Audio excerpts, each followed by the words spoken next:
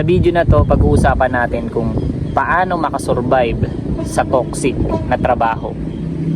Yun, may mga toxic talaga na trabaho. Ito based on based on hindi ko to sige, sabi natin experience ko to, pero mas may toxic pa pala na trabaho. Yung katrabaho ng kaibigan ko, trabaho siya ng kaibigan ko. Ganito yung trabaho niya. Yung napasukan niyang trabaho is binata siya, tapos yung mga katrabaho niya sobrang tanda na, tapos as in yung trabaho niya parang nasa computer lang, tapos tahimik, walang human interaction.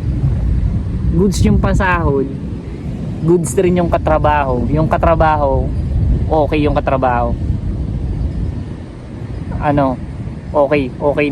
katrabaho, pero yung trabaho mismo ang toxic. Nakapokus ka lang talaga sa trabaho, walang human interaction, para kang nagtatrabaho na robot. Nagigits mo yun? Kasi kunti lang sila doon na empleyado, parang sabihin natin doon sa 5 lang sila, ay 3 lang sila, tapos okay naman yung katrabaho niya, tapos toxic daw yung trabaho mismo. Kasi parang nasa kulungan, sabi niya. Yun yung niya, na experience niya doon. Pero okay naman daw yung pasahod. Doon naman sa tinatrabahuhan ko, maraming empleyado doon, marami akong nakaka-interact na tao, pero medyo yung pasahod minimum. Kung tutuusin mas okay yung minimum na nakuha akong trabaho, kahit minimum yung pasahod kaysa dun sa medyo mataas yung sahod ng tropa ko, pero yung trabaho niya is toxic. Lonely yung trabaho niya, nasa computer lang siya, konti lang sila na empleyado. Tas hindi rin sila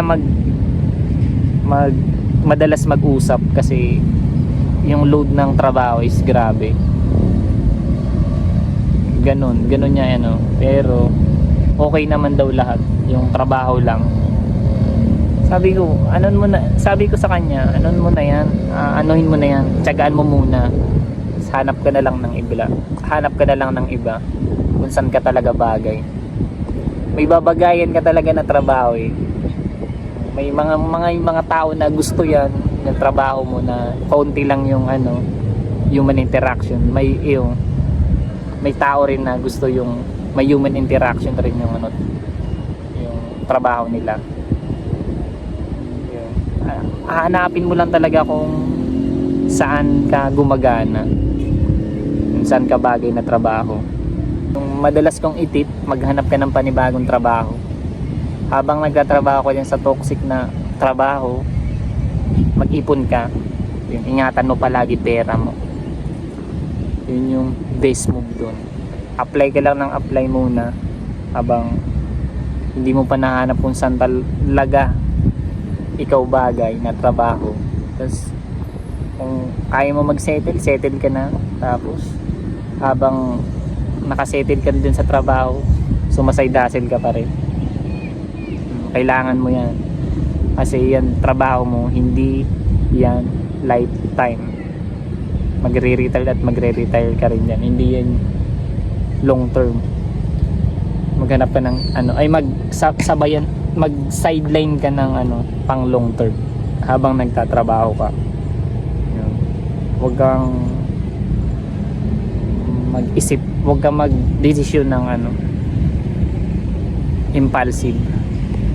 Pag-isipan mo pa rin. So kung nag-benefit ka sa video na to, like mo yung like button, and share mo na rin, and subscribe. Pwede rin mag-comment ka kung ano yung mga na-experience mo sa trabaho mo, sa katrabaho mo. Transparent tayo dito.